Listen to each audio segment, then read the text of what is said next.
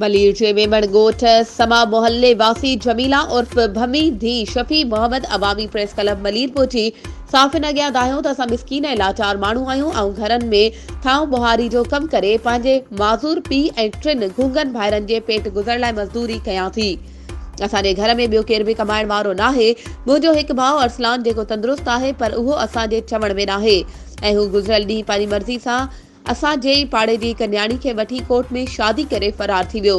जंहिं ॾींहुं असांखे का बि ख़बर नाहे त हू किथे आहे। हुन चयो त मुंहिंजे नाफ़रमान भाउ जे करे पुलिस असां मथां ऋण ॿारे ॾिनो आहे ऐं असांखे मुख़्तलिफ़ हवालनि सां तंग करे रहिया आहिनि। हिन निगरान वज़ीर आला सिंध IG सिंध SSP मलीर समेत मसवारनि खां मुतालबो कंदे घुर कई आहे त मुंहिंजे माज़ूर पीउ ऐं गूंगन भाइरनि जो असांजे नाफ़रमान भाउ सां को बि तालुक़ नाहे। इन्ही करे असांखे पुलिस जे ज़ुल्म खां बचाए तहफ़्फ़ुज़ ऐं इंसाफ़ फ़राहम कयो वञे। वधीक ख़बरुनि ऐं अपडेट्स जे लाइ असांजे चैनल खे सब्सक्राइब कयो ऐं हा बेल आइकन खे प्रेस करणु न विसारिजो त जीअं असांजी हर नई अचण वारी वीडियो तव्हां ताईं पहुची सघे।